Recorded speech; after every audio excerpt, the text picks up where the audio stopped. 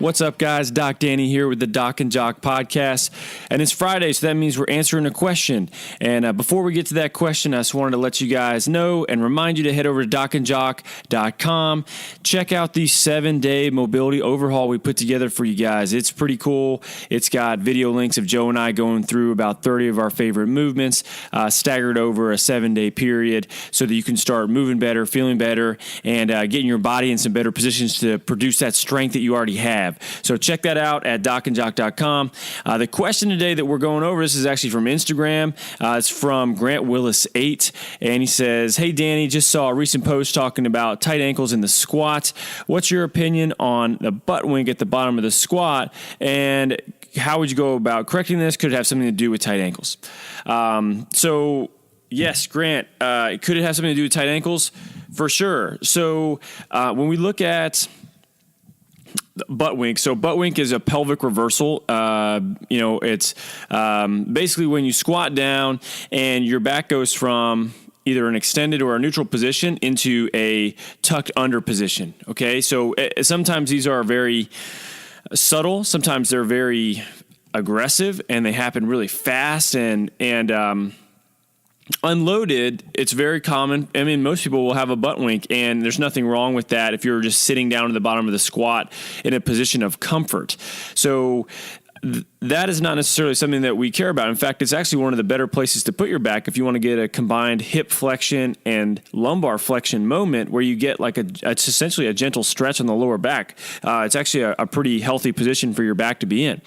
Now, if you add a 300-pound barbell onto your shoulders and then you do the same thing, you're asking for some trouble, because now you essentially lost stabilization in your spine as you've gone through a range of motion under load. And this can cause a massive shearing effect at the structures of the back that can cause a lot of pain and damage as well. So with butt wink or the pelvic reversal, there's a couple reasons that we'll see this. Sometimes it's truly a mobility restriction. It can be, you lack the amount of hip flexion to get into, a parallel squat or just below parallel, and you run out of room, and there's nothing you can do about it, and your pelvis and your femur run into each other, and then your butt tucks under. And more often than not, it's a control problem. So if you lose control of the front of your torso and your ribs flare forward and your butt shoots back, and we follow those kind of traditional cues that we got from our high school strength and conditioning coach, which says, chest up, butt back, and then you end up in this very overextended lower back position as you're squatting down. And the intentions are good. They're trying to get you to not, load your knees forward. They're trying to get you to load your hips. They're trying to have you keep your chest up, keep your spine in a more kind of neutral to semi-extended position. But what happens is we end up in a very overextended position, and eventually we run out of room earlier than we would by causing an anterior pelvic tilt in the pelvis at the initiation of the squat. So when you go to squat, if you push your butt back and extend your back really hard, as if you're trying to kind of cause an increased sway back position in your lower back, as you squat down, eventually your femur and your pelvis are going to hit each other earlier because now they're closer. You've put yourself into an anterior pelvic tilt. And you can try this on yourself. So if you stand up and you overextend really hard and you squat down, try not to let yourself, let your butt tuck under, and see how easy that is, once you get below parallel. Now try to do the same thing, but this time try to pull your rib cage down and squat straight down and see how that feels. And in most cases, that's going to be one of the easier ways to try to solve this problem. So when we're losing control there, first of all, we want to make sure they're not biasing themselves to a bad start position. Now, let's say that is fixed and you can cue them out of it. We'll also see this happen about halfway down. For whatever reason it is, people are kind of trying to fight for stability as they lower themselves in the bottom of the squat. About halfway down, the same thing will occur where they'll kind of overextend and arch really hard, and then they put their body back into that very aggressive anterior pelvic tilt. So fixing that through different depths of the movement That's probably the trickiest part. Now, the other thing is we tend to kind of lose control in the bottom as well. And then we'll see ourselves do something just as bad, which is extend on the way out of the bottom, where we'll kind of shoot our butt up in this kind of stripper squat looking kind of deal, as your butt comes up first and then your chest comes up after that. And all of this really comes down to control and stabilization, right? So things like pause squats, things like squats where you're hovering over an object, or maybe you're box squatting and just barely touching down on it, but you're loading your body, through these patterns and creating stabilization the whole time. That's probably going to be your best bet to help fix a butt wink. Now, if you have tight ankles and really tight ankles, and this comes through my office quite a bit, or we'll see somebody that comes in really tight ankles and they have what is perceived as a very forward-leaning, immature squat. It can be a very frustrating problem. Maybe there was some trauma there. Maybe they've had massive amount of ankle sprains and they've had a lot of scar tissue that's developed, or maybe they had surgery or something like that. And it's very hard for them to be able to squat without leaning forward really far, because the mechanics of it, it's really, if you look at your center of mass has to be over your base of support for you to not fall over backwards or forward or one side versus the other. So if your center of mass, which would be kind of hips, torso, has to go so far backward because your ankles are so tight they don't allow your shin to move forward, you're going to have to compensate by counterbalancing yourself with your arms and your chest being much more forward. So we end up with this very forward-leaning squat. And if your chest is leaning forward more, then your pelvis is going to be forward more, and you're going to run into your femur earlier. So you're going to have a harder time not butt winking in the bottom. I hope the mechanics of that make sense.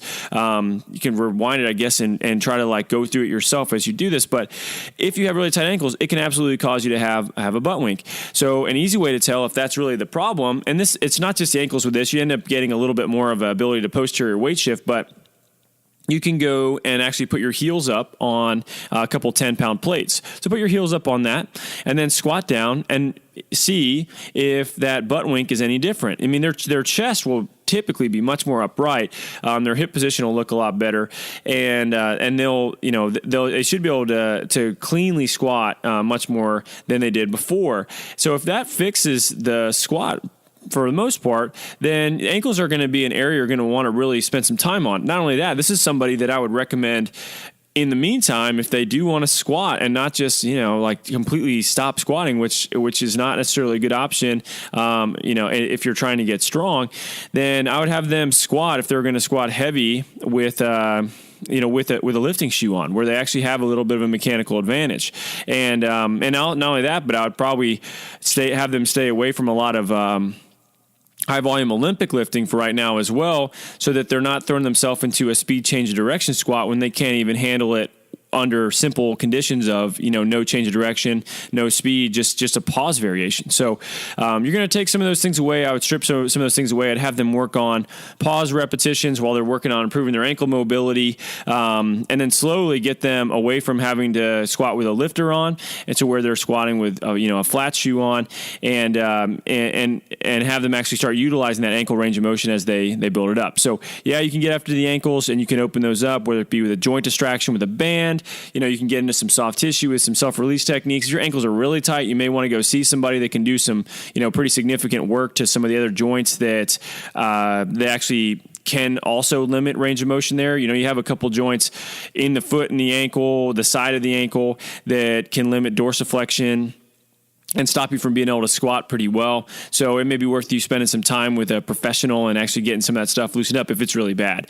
If not, then try getting after the calf, the bottom of the foot, the ankle itself with some banded techniques, and even some of these positional holds with a barbell, or loading yourself with like kettlebells. Very similar to what Olympic lifters would do, where they kind of squat down, put the barbell over their knees, and then just kind of hang there for minutes and let that tissue just kind of start to open back up.